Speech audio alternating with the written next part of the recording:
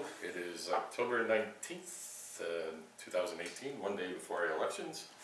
And so I'm here with our Mayor Jacobite, our current mayor, and we'll see you after tomorrow. It's an exciting day, I gotta admit, since I'm running too. It's been a definite learning experience, I gotta say. I think it was October 16th, I had a press conference on the steps of City Hall here. Again, demanding a manual vote count. And essentially it's due to a study, as well as a Charter of Rights and Freedoms, that in order to scrutinize a vote, one must be able to see it. So I've been demanding it under that reason. But now, I got presented on the steps here, and I gave to Chief Electoral Officer, which was the summary of the history of this assessment that's been done. I wanted to present it to you because the council, June 5th, passed a bylaw that removed the chances of any manual count, correct? Correct. Yes. So if there is to be a recount, it's done again through the machines, correct? My understanding, yes. Yes. Okay. So that's my understanding too. So I'm hoping that with these documents, this will help to get you to do a manual vote if it is, I mean, especially if it's close, and God knows it's going to be a close race, especially with the mayors. And reasons being, like this information here, it shows that it's not 100% safe, the elections. And I mean, a lot of people put a lot of time and money into these elections. Our citizens, I mean, we're seeing record numbers at the polls, or advanced polling.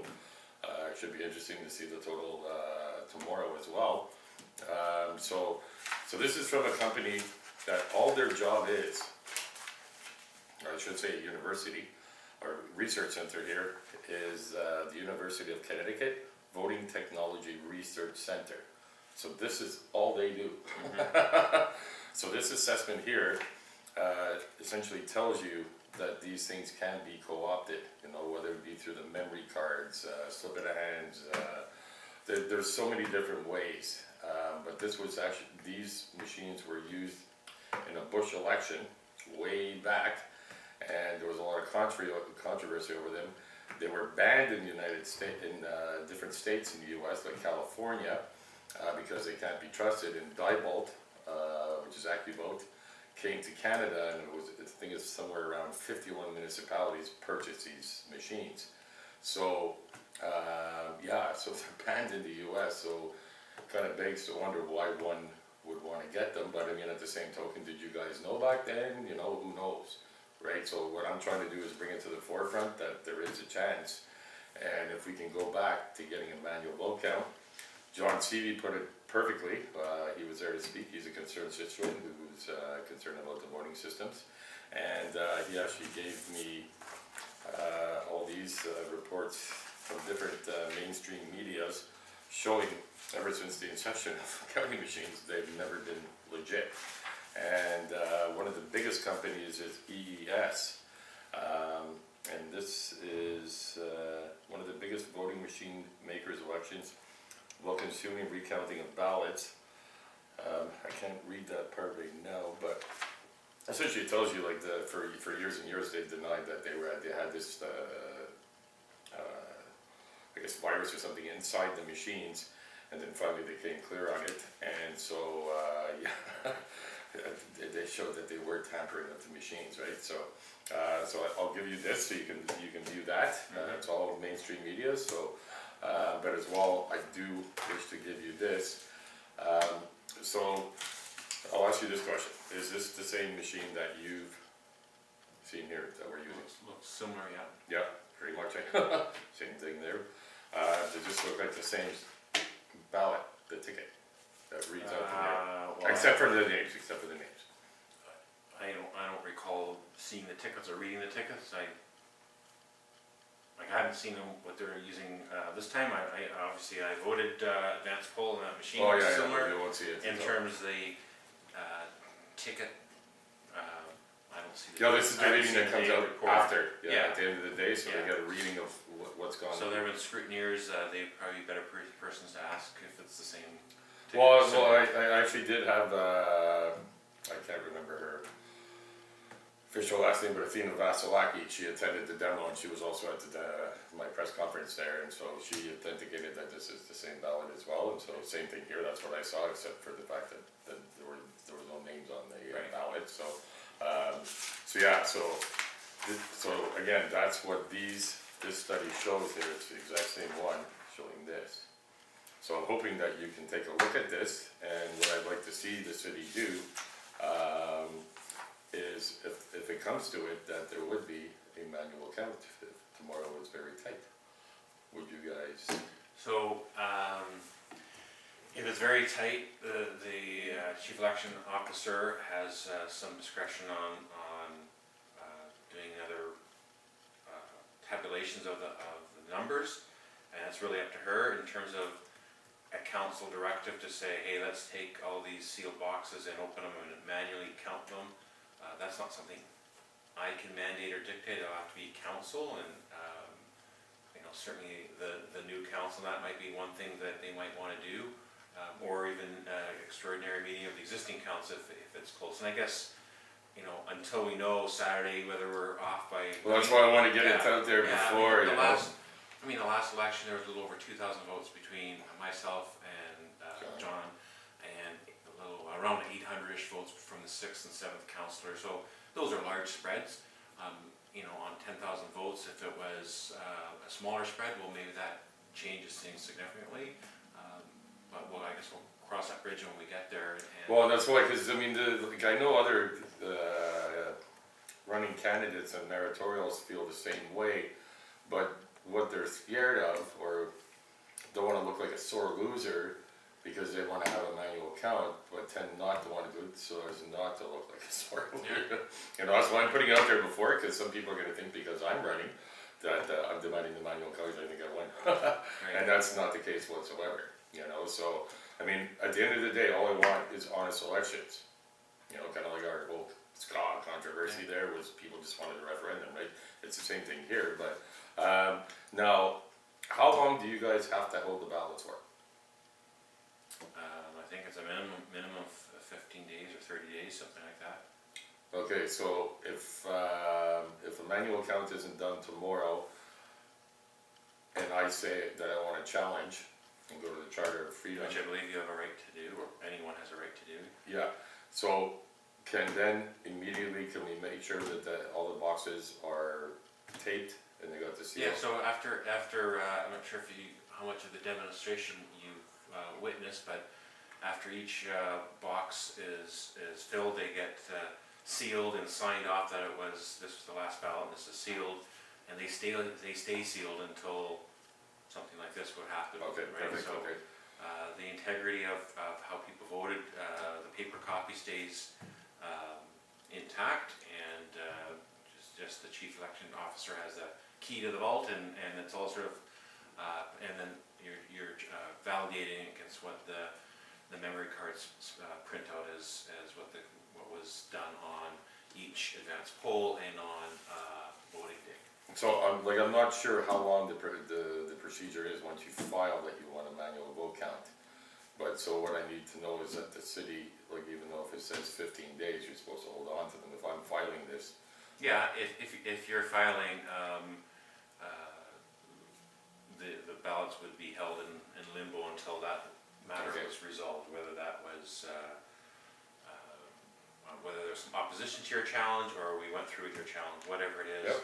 Obviously, the votes would stay in a sealed place until it was determined that that was no longer necessary, or that they did some sort of recount, be it manual or any others, or audited one day, whatever it is, that was satisfactory to whoever the person was making a complaint or complaints were.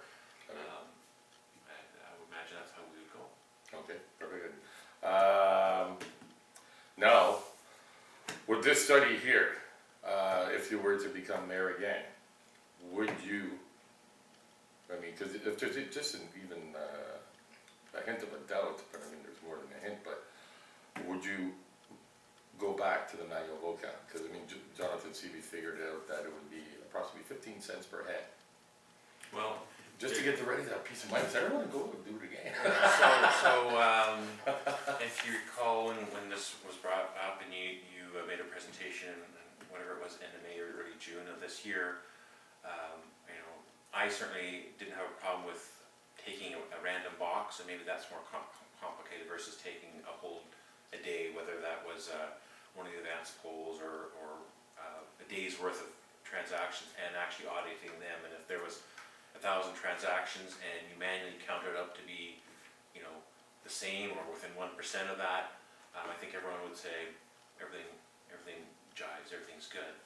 But that was my opinion, and the rest of council had different opinions, and so, you know, regardless if I said yes, let's do this or not do that, it's still up to 6 other, like, council has to make that resolution of, hey, moving forward, this is how we're gonna do our counting, whether it be manually or automated with some sort of manual audit program, process. After each election, I mean, after last election, we sat down and said, okay, we had some issues with the one polling station. How do we resolve that? How else can we make it easier for people to vote? So we added, you know, we have 3 advanced polls. We have 2 voting locations on the day. We have more staff to kind of help push through people, make sure there's not as bottleneck when people come with not the right identification or they're new, that kind of thing. So I imagine after this election, there'd be a debrief, and we would sort of, the new council would kind of go through and maybe pick up some of the things you're asking about, or variation thereof, or add more polling, or add more scrutiny, or whatever it is. So yes, we're open, we're open to things, but I can't tie the next council's hands. No, I know, I just wanted to know if you were to become mayor, stay mayor, again, that you would look at this, because, I mean, at the same token, there is positives if we do a manual vote count. We can get the seniors, and because James Miller actually, I think it was, that suggested that, and get the college students together, working together, train them how to be a scrutineer, and count the votes. So we're providing local employment, you're getting the youth involved with voting, and the whole process, so it's a great win. How would you deal with the, obviously, there's more human error, and especially when you have a ballot that has 37 names with school trustees, going through all those, human error, and then also, who do you pick?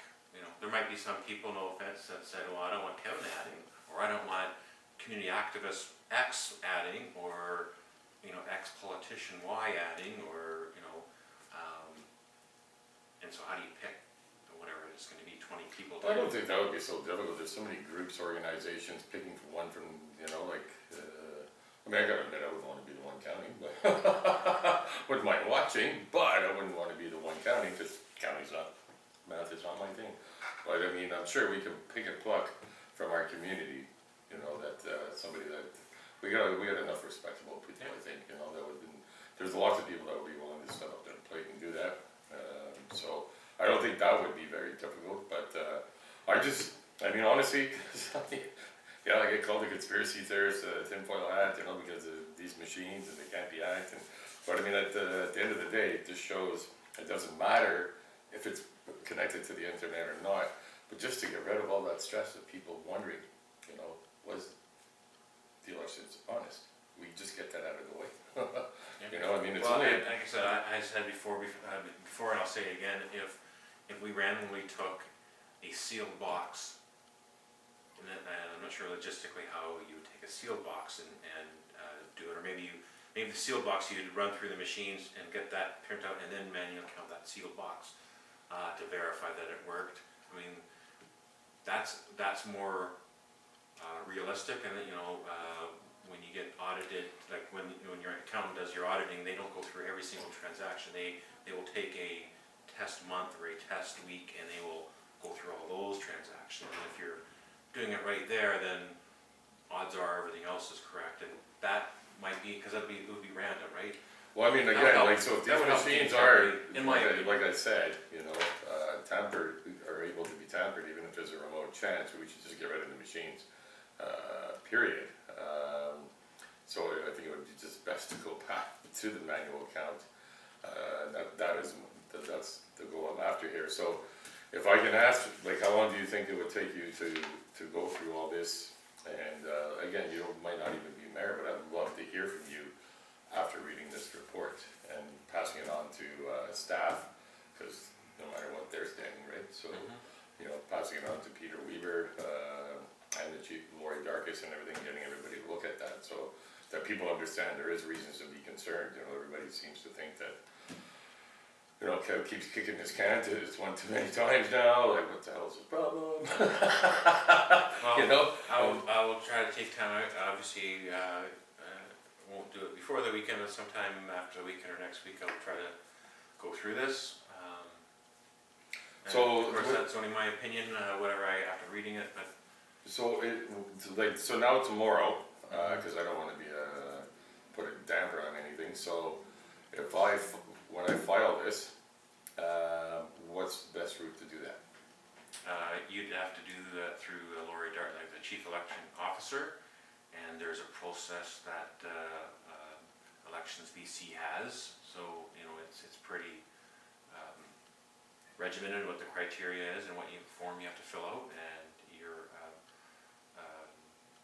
certainly allowed to fill that out. And I'm not sure who adjudicates or you know, like obviously if there's a 1,000-person spread, maybe the Elections BC doesn't allow that. It's got to be, you know, 100 or less, or maybe they do. And again, that's really the purview of the elections officer here and Elections BC on how that whole process works. Well, it's from what I understand, Elections BC has no say in our municipal elections. Absolutely zero. We still have to abide by the rules that are set forth by Elections BC. So, Okay. right. Okay, because when I contacted them the last time I did it, yeah, I was told that they were the ones that said it was okay to use the machines, and then they told me they had nothing to do with our elections. Well, I'm referring to recounts or disputing the results of the election. But there is some criteria in Elections BC that stipulates what you can do and timelines and all that kind of stuff. So I don't have to And say, I our don't have to yell it election out tomorrow, like, hey, I want to manual log out, you know? No, and- you could just wait on Monday, because usually I think by the Tuesday or the Wednesday, they have to certify that the totals are correct. So you could certainly on the Monday morning come see staff and say, I have a concern, here's my concern, and this is my formal complaint, if you so desire to do so, and they'll walk through that process and we'll go from there. Okay. All right. And, because since you did not attend my 5G public forum, I just wanted to make sure that you got one of these, so that you're aware, because that's the exact same ones that are up on Ridgedale Avenue, so they're 4G, 5G ready cell towers there, so it gives the myths and the facts behind everything there, because it's two of the big issues that I ran for city council for, so I wanted to get the message out there. I think my mission is accomplished, everybody's talking. If I win tomorrow, it'll be a bonus, but if not, I'm okay. So thank you very much, Kevin. Yeah, No problem. it's always polite and courteous, right? No matter what my beef is.